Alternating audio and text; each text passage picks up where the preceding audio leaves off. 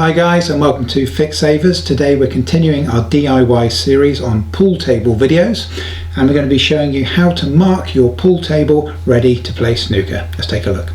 So let's start with the marking for the blue ball, and that is located literally dead center in the middle of the table. So what we're going to do is use our string to get a line across here. We're going to mark out that dead center spot and get that marked up properly. So what I'm going to do is just put a little tiny bit of painter's tape or a masking tape just there. I'm going to measure the gap, measuring the gap from this point to this point between the rails, and I'm going to mark out exactly halfway, and I'll repeat that on the opposite pocket. So now we're going to need a tool that's going to allow us to get a straight edge. I'm going to be using a spirit level. This one is a 4-foot level. The table is 50 inches, so I'm only going to have a small gap. It's a 9-foot table, so it has a 50-inch playing surface. Likewise, you can kind of cut a piece of wood custom made to the right kind of width for your table. But if you do that, do make sure you put it against something to make sure that that wood is straight. What we need is something that's going to aid you in getting these straight lines. So what I'm going to do is just pop that in the approximate location, running widthways on the table. Now when we run our string across, the string's going to be sitting slightly higher than our spirit level here. So you're going to have to do this by eye. The easiest way to do this is just use one eye, so close one eye and look at the other eye, looking down this straight edge here. And a good point of reference is actually to turn slightly to the side so that you can see literally the side of the level. And then move your head back up using one eye until that side that you can see stops becoming visible. And it's at that point there where it just stops that you know it's going to be in perfect alignment. So now we're just going to pull our string line between those two central points that we marked, and we know we've got a dead center in this direction. So what we're going to do is I'm just going to adjust using eye. Just going to get this spirit level so it's in the correct position under the string here. So next, approximately halfway, I'm going to put a piece of masking tape, painter's tape, flush with the edge of my spirit level, just there. So I'm approximately somewhere halfway in relation to the table right there. Now on your pool table you should already have marked out your head spot and also your foot spot, and those we already know are dead center in relation to the table, so we can use those as a reference guide when we're doing this. If you need any help, if you haven't already marked your pool table with the head string, header and footer spots, we've done a dedicated video for that. We'll have links for you in the descriptive text below, so you can go down and check that out if you need to. But assuming that you have these two, those are what we're going to use as reference for this center point. So here's our footer spot, so we want to get this exactly halfway on the footer spot, and the same with our header spot at the top of the table here. We want to get that so it's halfway, like so and like so. So literally if you drew a line down the center, it will be crossing the middle of that circle. So just about there is perfect. So I'm just going to mark that line onto our painter's tape just here. So we're going to be drawing on the circles onto our playing surface rather than using the adhesive spot markers, which you can buy from Amazon. Apparently they're very, very good, so we'll add links for you if you do prefer to buy the dedicated spot markers. What we're going to use, actually going to use a washer. And what you want to do is you want to find yourself a washer that has a center circle that's not too large, because you don't want to end up with a huge circle on the middle of your table. But likewise, ideally you want one of these large washers, also sometimes called a penny washer, because if you try and get a smaller washer, here's one for example, it's actually got the same size. When you actually put this on the playing surface and you're trying to draw and trying to hold this still, it can kind of be quite hard to control, whereas when you've got something nice and big, it's easy to kind of pin down as you need it. So it's worth the trip down to the hardware store. You literally just need one of these. Make sure that the hole in the center is the size that you're happy with. So what I'm going to do is I'm going to put a very tiny spot just on the edge of my tape, just there. get rid of the tape, and we can bring in our washer, put that over that spot, make sure it's in the center, and then we're ready to draw this and fill it in.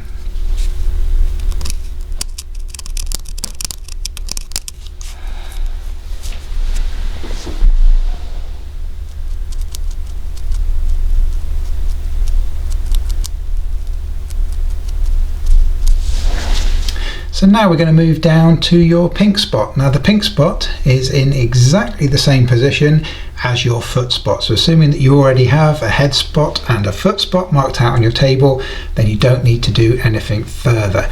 Your foot spot is going to be used as the pink spot.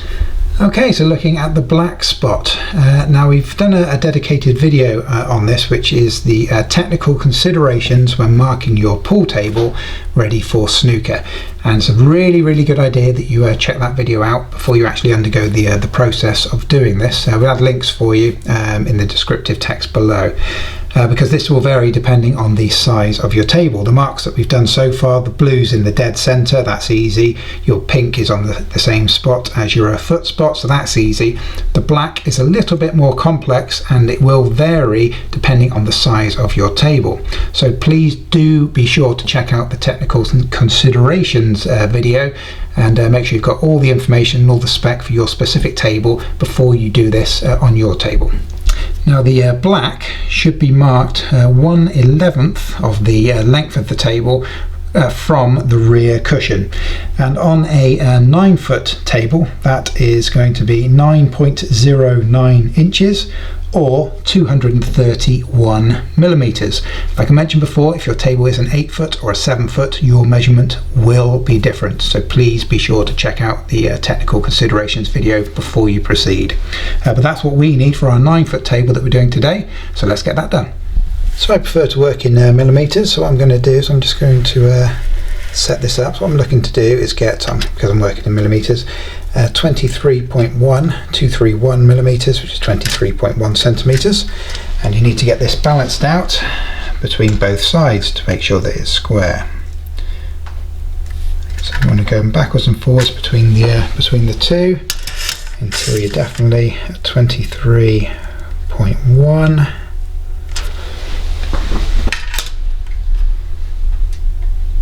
There, I'm happy with that.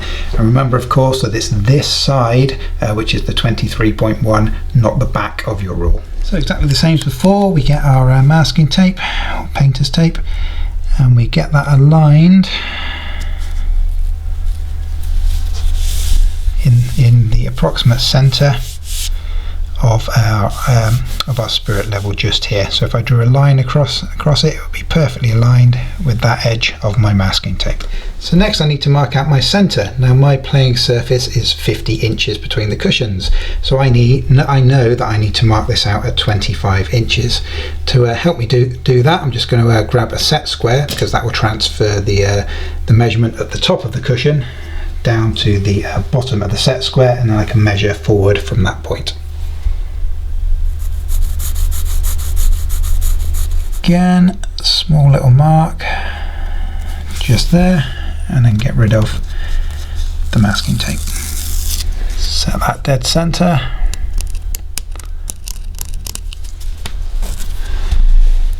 Very carefully. And that is the black spot complete. So our next consideration needs to be this semicircle that snooker tables have, which is called the D zone, or zone D. And obviously on that you have your yellow, green and brown balls that sit on those relevant spots. Now there's a couple of considerations that you want to think about when you're marking your pool table, because there's two ways of doing this. And again, if you want more detail on this, you really want to check out the technical specifications, technical considerations video that we've made that goes into this in detail with illustrations, so it's kind of quite easy to understand, so be sure to check that out. But basically you've got two basic options. On your standard pool table, we already have our head string line, so that already exists. Now most people that are watching this will be absolutely fine with that. and so we'll actually use this line as your snooker head string. It's actually called your Baulk line in a snooker, the same thing.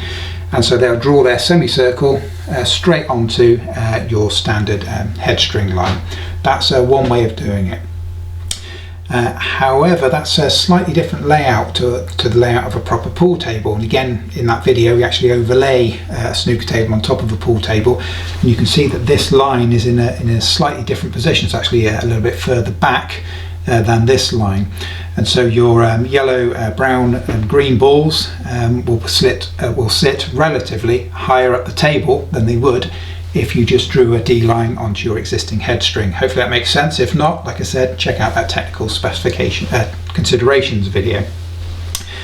So you've got two options. You can go ahead and draw that semicircle straight onto the existing head string. Or if you want a slightly more accurate game of snooker, then what you're going to have to do is draw on a second string, a dedicated snooker Baulk line, and then do your D zone based on that second line. The reason that that's important, again, there's graphical kind of illustrations in that technical considerations video.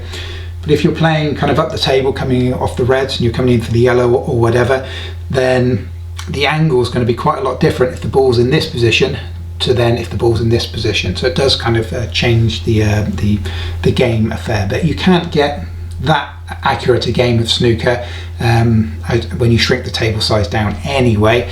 But if you want to get the most accurate game of snooker that you possibly can on your table, then you might want to consider putting a dedicated snooker Baulk line. It doesn't matter, we're going to do that today. We're going to put a dedicated line on, so if you want to do that, you can follow this section. And then once we've drawn on that second line, the process of drawing that semicircle on that D zone is going to be identical anyway. So be sure to check out that video that I keep mentioning. It's really important. There will be some things that you might not have thought of already. So check that out, decide how you want to do it, and then we can crack on. So I'll show you the process quickly for adding a second dedicated snooker Baulk line. And again, based on a 9-foot table, we know what the measurement will be, which is 20.72 inches, which is 526 millimeters.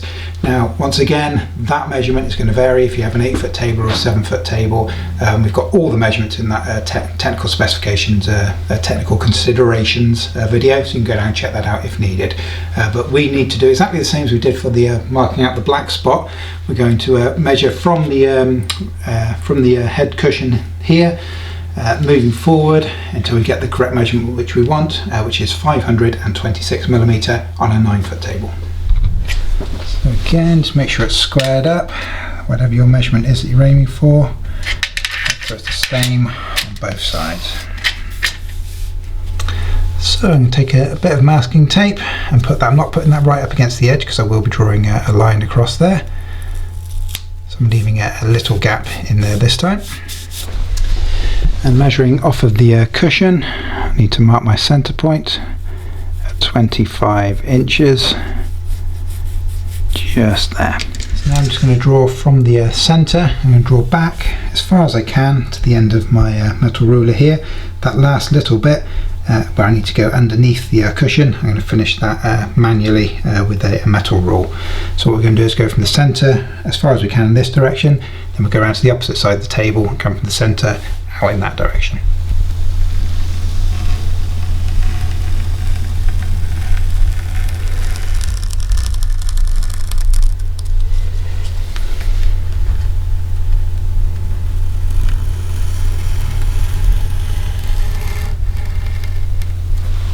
We can get rid of our rule. Now, to allow us to come underneath the cushion, we're just going to use a standard metal rule, get that aligned, and then we're going to draw the line out back up to our existing line.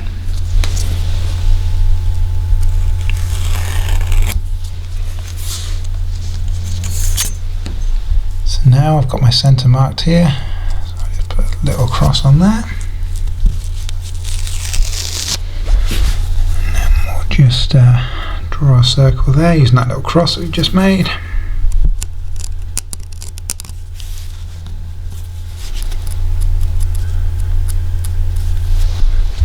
Okay, now the concept of this, obviously we need to draw a semicircle. Now to allow us to do that is when I grab a piece of plastic. I'm not even sure what this is. It's something I just found in my basement. It might be from the end from a window cap or seal or something. I'm not sure. But anyway, it doesn't need to be shaped. You just need a flat piece of plastic. And what you need to do is you're going to drill a couple of holes in it. One hole at the end is going to be the point in which you're going to put a pin through and stop that spinning. And then we need to measure the correct distance and then put a second hole in there for the pen, and then we're going to literally draw that semicircle all the way around in this manner. So we need to first of all know, once you've got your piece of plastic, what that distance is going to be. So from our hole that we'll drill in just a moment, again this is going to depend, because of the scale of different table sizes, the measurement that you're going to need is going to depend on what table size you have. Again, we have a 9-foot table here today, so my measurement here is going to be 13.33 inches, which is 212 millimeters, 212 millimeters. Again, that measurement will be different if you have an 8-foot table or a 7-foot table, and all the measurements can be found in that technical considerations video, link below if required. And a quick note, when you're drilling your holes in your plastic, you want to make sure that there is a dead centre in relation to the plastic as you can. The reason being is it's useful to have a point of reference so that you can start your pen, you know it'll be dead centre there, and then obviously when you bring it around to the other side, over here, you're going to know where to stop. You know, if your hole's dead centre, you just bring it up so that the centre here is aligned, and that will be perfect there. Whereas if you draw your hole over here completely off centre, you might end up going past the line or short of the line. So hopefully that makes sense. Try and get your hole as central in relation to your little bit of plastic as possible. So on your first end, you're going to need a fairly small hole, just big enough for a drawing pin or one of these kind of map pins to fit through.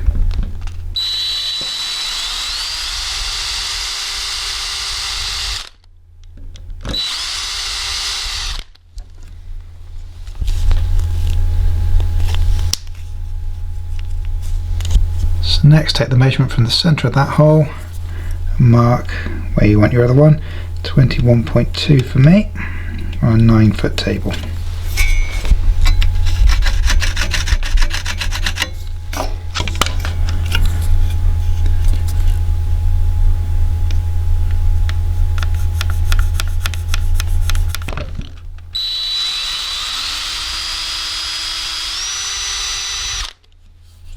So a quick test, a pin in one side, just check that the nib of the pen, it needs to be the right size hole,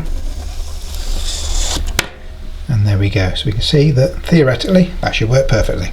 So we need to make sure we get our pin in the centre,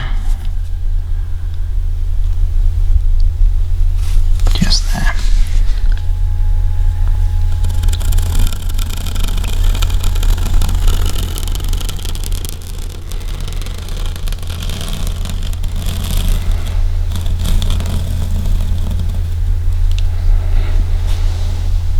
So you'll notice I finished just short. That's because I didn't want to overshoot, so I was going to do that by hand. There we go. So then grab your washer again, and on the very corners where your D-zone ends, just there.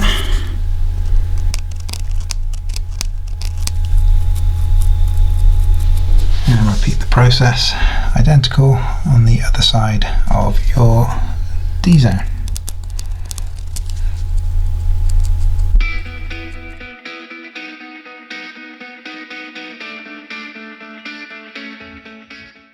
So there we go guys, your pool table is now ready for a good old game of snooker. If this video has been helpful for you, can you do us a quick favour in return? Please at least be sure to hit that like button for us, and if you could also hit subscribe, it's really helpful for our channel. We have loads more DIY pool table videos available for you on our channel. Be sure to go and have a look at some of those. There's bound to be something there that will pique your interest. Thanks again guys, see you again.